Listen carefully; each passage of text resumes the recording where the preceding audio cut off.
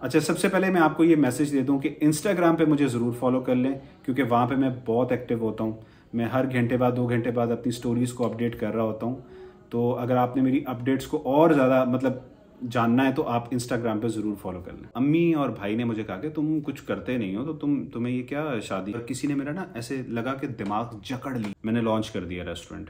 तो मैंने जो मेरी एक्स थी उनको बोला कि अगर देखें आपने कहीं पे शादी करनी है ना। अस्सलाम वालेकुम guys, welcome back to a new vlog. उम्मीद करता हूँ कि आप सब लोग बिल्कुल ठीक ठाक होंगे। ये वीडियो जो मैं बनाने जा रहा हूँ, मुझसे कुछ मेरी वीडियोस डिलीट हो गई थी, मैंने कर दी थी डिलीट। और ये वीडियो मैं अपनी लाइफ स्टोरी पे बनाने जा रहा हूँ। 2 साल पहले ये मैंने वीडियो बनाई थी और ये मैंने डिलीट कर दी थी।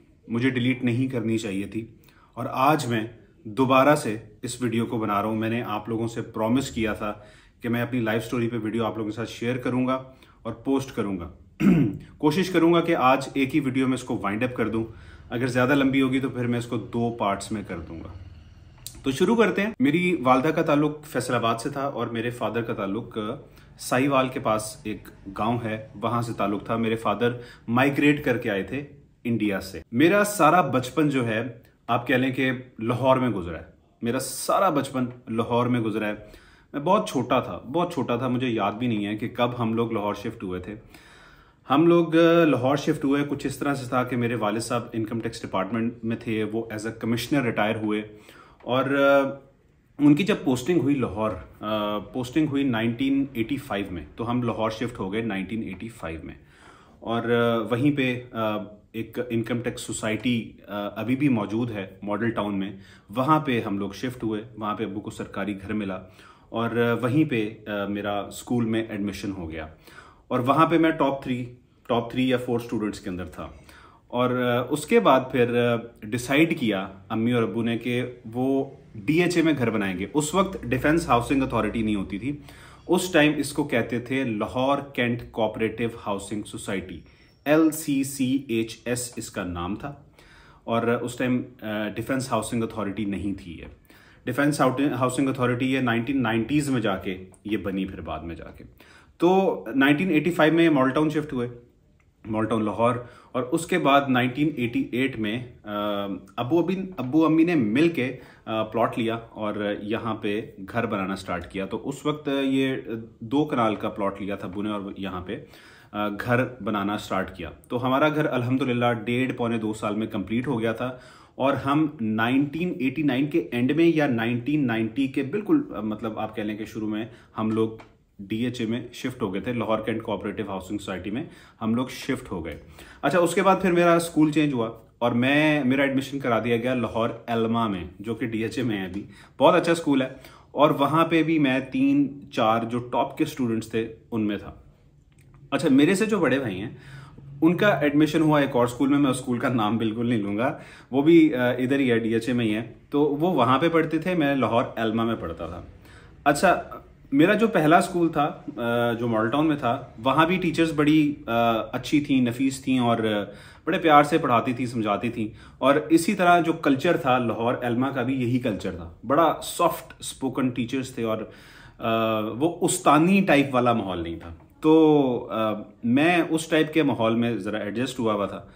लेकिन मेरा जब स्कूल तीसरी दफ़ा चेंज हुआ तो मैं डिस्टर्ब हो गया। तो मैं पहले 3 से वो आखिरी 10 वाले स्टूडेंट्स में चला गया। तो बरकैफ ये मेरी स्टूडेंट लाइफ थी और वो फिर आगे चलता गया।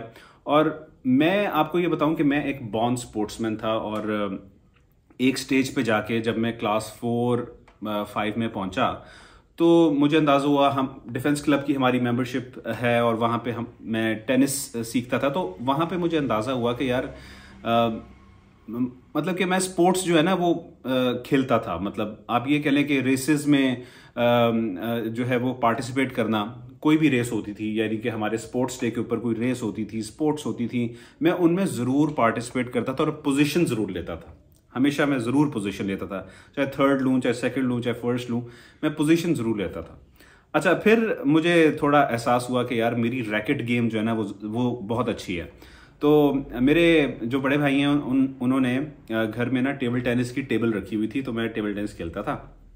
और मुझे मेरे भाइयों ने टेबल टेनिस सिखाई। और मैं सबसे छोटा हूँ घर में, हम 4 भाई हैं और मैं सबसे छोटा हूँ। उन्होंने मुझे टेबल टेनिस सिखाई। तो वो टेबल टेनिस खेलते खेलते खेलते मैं इतना अच्छा हो गया कि भाइयों को हराना शुरू हो गया। और उसके बाद फिर स्कूल में भी मैंने बड़ा ज़बरदस्त परफॉर्मेंस दी। और हमारे स्कूल में हाउसेज होते थे, जैसे इकबाल हाउस, जिना हाउस, इनकी टीम्स होती थी। और फर्स्ट टाइम बड़े अरसे के बाद, कुछ 7-8 साल के बाद ना, हमारा जौहर हाउस था। तो मेरे भाई जौहर हाउस की सीनियर टीम के कैप्टन थे और मैं जौहर हाउस की जूनियर टीम में था। और उन दोनों टीम्स के जो पॉइंट्स थे ना, वो कंबाइन होके पॉइंट्स होते थे और फिर विनर को किया जाता था। और वो हर साल स्पोर्ट्स डे होता था। तो वो डिपेंड करता था मेरे खेलने के ऊपर, यानी कि मेरे मैच के ऊपर, कि अगर मैं फाइनल जीत जाता हूँ सिंगल्स का भी टेबल टेनिस का और डबल्स का भी टेबल टेनिस का, तो चैंपियनशिप जौहर हाउस ने जीत जानी थी। तो वो ये हुआ कि मैं सिंगल्स भी जीत गया, डबल्स भी जीत गया। तो उस ईयर में इकबाल हाउस और जौहर हाउस, ये 2 हाउसेस थे जो विनर थे उस स्कूल से। तो स्पोर्ट्स में मैं शुरू से था। फिर मैंने इससे पहले टेनिस भी स्टार्ट कर दी। डिफेंस क्लब में ही मैंने टेनिस स्टार्ट की और मुझे लगा कि मैं अच्छा हूँ और मैं इसमें अच्छा कर सकता हूँ। वो मेरा जो शौक था वो पैशन में बदल गया। और मैं आगे लाइफ में यही चाहता था कि मैं टेनिस प्लेयर बनूं। और मुझसे सीनियर था एसामुल हक, मैंने उसको भी देखा। और मैं देखता था टेनिस के मैचेस, देखता था टीवी के ऊपर, पीटीवी पे आते थे टेनिस के मैचेस। और उसके अलावा पुराने प्लेयर्स को मैंने देखा खेलते हुए, पीट सैम्प्रस, आंद्रे एगेसी, और ये सारे प्लेयर्स जिनको देखा। रॉजर फेडरर जो है वो मेरे लिए ग्रेटेस्ट ऑफ ऑल टाइम है, उसको देखा। उसको तो बड़ी बाद में जाके देखा, लेकिन पहले से जो मेरा जो आप कह लें कि फेवरेट प्लेयर था वो पीट सैम्प्रस था। तो मेरा यही एम था कि मैं जो है ना वो टेनिस खेलूं और टेनिस में आगे एक्सेल करूं, इसी में आगे अपना फ्यूचर बनाऊं। लेकिन कुछ और मंजूर था, यानी कि अल्लाह को कुछ और मंजूर था। तो वो मेरे फादर एजुकेशन की तरफ ज़रा ज़्यादा उनका था। तो उन्होंने कहा बेटा जो है ना वो मैट्रिक के वक्त उन्होंने मुझे कहा कि बेटा नहीं, अब जो है ना वो आपको एक तरफ फोकस करना है, या जो है ना वो आप सिर्फ स्टडीज़ की तरफ आप फोकस करो, आप जो है ना इस टेनिस को ज़रा साइड पे रख दो। तो फिर मेरे कोच भी आए और उनके साथ उनके भाई भी, वो भी कोच थे सिविल सर्विसेज एकेडमी के अंदर, वो भी आए। उन्होंने कहा इस बच्चे को खेलने दें, इसमें बड़ा टैलेंट है, तो इसको कंटिन्यू करने दें। लेकिन वो ये था कि अब्बू ने एक डिसीजन ले लिया था और वो फिर ये है कि नहीं मैं खेल सका आगे। और मैंने गुस्से में आके ना, मतलब किसी को नहीं पता चलने दिया, और मैंने बड़ी कॉस्टली सी वो अपनी किट खरीदी हुई थी। मेरे रैकेट्स थे बड़े अच्छे, वो जो पीट सैम्प्रस यूज़ करता था, मेरे जॉगर्स, मेरी सॉक्स, सब कुछ। एक बच्चे का ज़हन होता है। तो मैंने वो घर के बाहर एक प्लॉट था वहाँ पे फेंक दी। तो वो हमारे गार्ड ने देख लिया, वो उठा के अंदर ले आया। वो जब अब्बू ऑफिस से वापस आया, उनको बताया, तो अब्बू ने मुझे फिर बिठा के समझाया, डांटा भी थोड़ा सा, हल्का फुल्का सा, लेकिन फिर बिठा के समझाया। अल्लाह ताला मेरे वालिदैन को जन्नतुल फिरदौस में जगह अता फरमाए। उन्होंने जो कर गए हमारे लिए वो कोई नहीं कर सकता था। तो वो फिर मैंने वो गुस्से में आके बाहर फेंका और मैं 2-3 दिन में रोता रहा और बड़ी मुश्किल से मैं समझा, फिर मतलब संभल गया मैं फिर। अच्छा, उसके बाद ये हुआ कि अब्बू के रिटायरमेंट के कुछ जो दिन थे वो करीब आ गए। मैट्रिक कर लिया, फिर कॉलेज में चले गए, कॉलेज की टेनिस की टीम का कैप्टन बन गया। अच्छा, उसके बाद फिर एफसी कॉलेज में मेरा एडमिशन हुआ, जो कि यूनिवर्सिटी बन गई हुई है, बाद में यूनिवर्सिटी बन गई थी।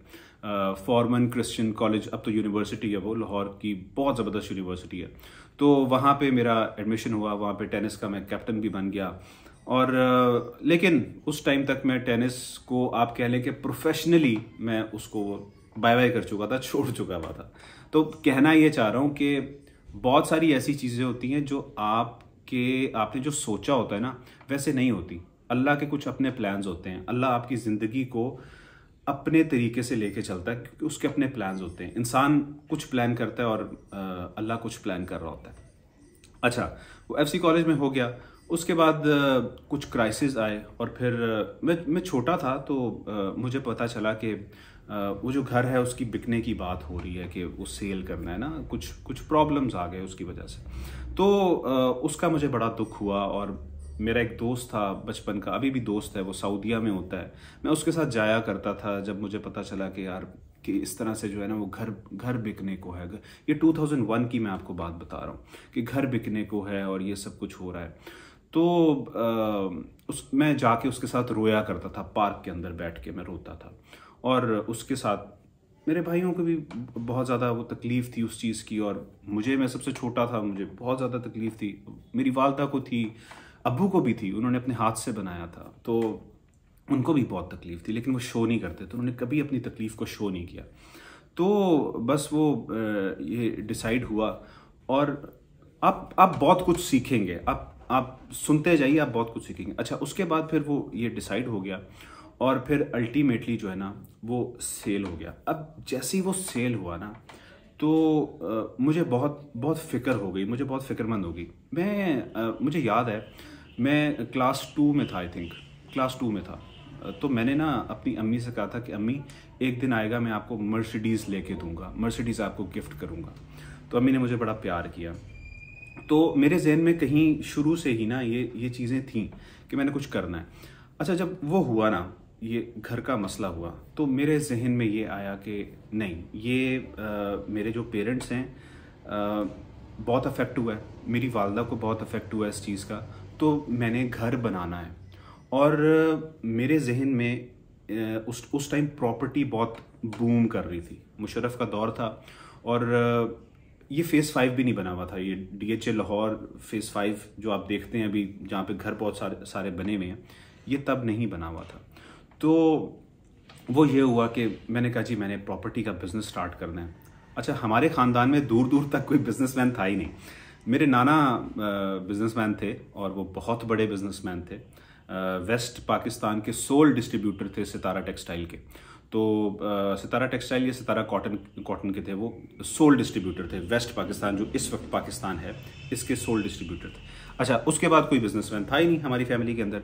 तो वो और अब्बू जॉब कर रहे थे, अब्बू को बिज़नेस का नहीं था कि बिज़नेस नहीं करना, तो मान नहीं रहे थे। फिर मैंने मेरी अम्मी की बहुत पुरानी दोस्त, उनको हम खाला ही कहते थे, तो उनको मैंने फ़ोन किया। वो फैसलाबाद में रहती थी, अम्मी की बचपन की दोस्त थी वो, और वो हमारे घर आके रहा करती थी, और हम उनको खाला कहते थे। मैंने उनको फ़ोन किया, मैंने कहा अब्बू नहीं मान रहे, अम्मी थोड़ा थोड़ा मान गई हैं बिज़नेस के ऊपर, तो अब्बू नहीं मान रहे। तो उन्होंने कहा बेटा आप फिक्र ना करो, मैं आती हूँ, मैं उनको मनाती हूँ। अच्छा, फाइनली वो आ गई और उन्होंने पता नहीं किसी तरह 2-3 दिन लगा के उन्होंने अब्बू अम्मी दोनों को मना लिया कि बच्चे को बिज़नेस करने दें। मैंने उनसे प्रॉमिस किया कि मैं अपनी स्टडीज़ को साथ जारी रखूँगा और साथ साथ मैं अपना प्रॉपर्टी का, और कोशिश करूँगा कि कंस्ट्रक्शन का भी बिज़नेस स्टार्ट कर लूँ। तो मान गए, अम्मी अब्बू मान गए, और उन्होंने मुझे ये कहा कि यार, अब्बू ने मुझे कहा कि हम तुम्हें पैसे कोई नहीं देंगे पहले 6 महीने, तुम हमें कुछ करके दिखाओ, मतलब कुछ कमा के दिखाओ कि आया कि तुम कमा सकते हो। तो मैंने एज अ ब्रोकर प्रॉपर्टी का जो ब्रोकर होता है, जिसको डीलर भी कहते हैं हमारे यहाँ पे, तो एज अ ब्रोकर मैंने काम किया। और मैं अपने वहाँ से, घर से, W ब्लॉक से, उस टाइम तक हम शिफ्ट नहीं हुए थे वहाँ से, तो वहाँ से मैं चल के H ब्लॉक की मार्केट कभी चल के जाता था, कभी गाड़ी पे अब्बू मुझे ड्रॉप कराते थे, या कोई ड्राइवर मुझे ड्रॉप कराता था, या फिर मैं रिक्शा लेके चला जाता था। तो उस ऑफिस में मैंने काम सीखा, और पहले 6-7 महीने के अंदर मेरी एक बड़ी अच्छी मेरी डील हुई, और जिसमें मुझे कोई तकरीबन 50 to 60,000 मेरी इनकम हुई। और वो ला के मैंने अम्मी के हाथ में पैसे रखे, और अम्मी बहुत खुश हुई। और फिर अब्बू को बताया उन्होंने कि इतने पैसे ये लेके आया है विदाउट एनी मनी, बगैर पैसों से इसने पैसे जनरेट किए हैं, अपनी डील की है, खुद डील की है इसने। तो वो बहुत खुश हुए, और फिर अल्टीमेटली उन्होंने मुझे पैसे दिए कि मैं कुछ बाय कर सकूं, कुछ खरीद सकूं। लेकिन मैंने कभी भी अपने नाम पे कोई भी प्लॉट, कोई भी चीज़ नहीं खरीदी। अकाउंट अम्मी के नाम पे था, चीज़ अम्मी के नाम पे खरीदी जाती थी, अम्मी जाती थी, अम्मी साइन करती थी, सब कुछ अम्मी के नाम पे होता था। तो मेरे नाम पे कुछ नहीं होता था, और ना मेरा अकाउंट था, लेकिन मैं अपने अकाउंट में पैसे नहीं रखता था। जो मेरे पैसे आते थे वो मैं अपनी वालदा के हाथ में रखता था, अपनी अम्मी के हाथ में रखता था। फिर मुझे जो कुछ चाहिए होता था, जैसे मुझे कोई 1000 रुपये की ज़रूरत है, 2000 की ज़रूरत है, तो मैं फिर वो अम्मी से मांगता था। अम्मी को कहता था अम्मी दोस्त आए हैं, मैंने उनके साथ जाना है, खाने के लिए पैसे चाहिए। कभी 2000 ले लिया, कभी 1000 ले लिया, कभी 3000 ले लिया। इस तरह करके अम्मी से मैं पैसे ले लिया करता था, अम्मी के हाथ में रखता था और अम्मी से ही पैसे लेता था। अपने अकाउंट में मेरे कुछ नहीं होता था। हाँ, जब मैंने कोई डील वगैरह करनी होती तो गाड़ी के डैशबोर्ड के अंदर 1 लाख 2 लाख रुपया लेके मैं जाता था, क्योंकि कभी भी डील की वो सूरत पैदा हो सकती थी। तो मैं अपने पास इतने के पैसे डैशबोर्ड में रखता था गाड़ी के अंदर। अच्छा, हुआ ये कि इस दौरान एक खातून, एक लड़की मुझे पसंद आ गई और मैंने अम्मी से कहा कि, बल्कि इससे पहले तो मैंने अम्मी से कहा, मेरे भाई भी इधर थे जो अभी मलेशिया में होते हैं, वो भी इधर थे, तो मैंने कहा कि मुझे लड़की पसंद है तो मैं करना चाहता हूँ। उस वक्त तक मैंने प्रॉपर्टी का काम स्टार्ट नहीं किया था, ये मैं आपको बता दूँ। मैंने कुछ लिखा नहीं हुआ, कुछ मेरे पास कोई पॉइंट्स नहीं है, तो मैं ये आगे पीछे हो रही है, तो आप प्लीज़ सुन लीजिएगा। तो मैंने कहा मैं ये करना चाहता हूँ। तो अम्मी और भाई ने मुझे कहा कि तुम कुछ करते नहीं हो, तो तुम्हें ये क्या शादी का जो है ये जुनून चढ़ गया। तो मैंने कहा नहीं, मैंने शादी करनी है तो उधर ही करनी है। तो बस फिर अम्मी ने कहा फिर हमें कुछ करके दिखाओ। तो वो ये था कि फिर वो एक घर की जुस्तजू थी कि वो घर बनाना है और जल्दी बनाना है और फिर शादी करनी है। तो ये 2 चीज़ें थी जो मुझे मोटिवेट कर रही थी मुझे काम करने में, और मैं दिन रात मैंने एक किया हुआ था और मैं काम कर रहा था। अच्छा, जब वो कमाना शुरू कर दिया तो फिर मैंने वो शादी की बात कर दी अम्मी के साथ। तो बस वो फिर अम्मी और अब्बू जो हैं वो मान गए, और मान के उन्होंने कहा ठीक है हम बात करते हैं। और मैं ये बहुत सारी मैंने वीडियोस बनाई हैं कि शादी फिर किस तरह हुई, बड़ी मुश्किल से हुई, और उसमें बहुत सारे वो थे और उसमें तकरीबन 1.5 साल लग गया, और ये वो मतलब it was a very difficult time. अच्छा, 2005 में मेरी शादी हुई, ठीक है। अच्छा, इसके दौरान का मैं आपको पीरियड बता देता हूँ कि जो कुछ हुआ, क्या क्या हुआ। वो ये हुआ कि मेरे ऊपर बहुत स्ट्रेस था, बहुत स्ट्रेस था। वो स्ट्रेस इस वजह से था कि एक तो मेरे पे ये स्ट्रेस था कि मैंने घर बनाना है, लाजमी बनाना है, एक ये स्ट्रेस था। दूसरा स्ट्रेस ये था कि शादी, कभी कोई खबर आती थी, कभी कोई खबर आती थी, तो होता है ना, समझ जाएं, कभी कोई खबर आती थी, कभी कोई बैड न्यूज़ आती थी, कभी कोई बैड न्यूज़ आती थी, कभी कोई बुरी खबर, कभी कोई बुरी खबर।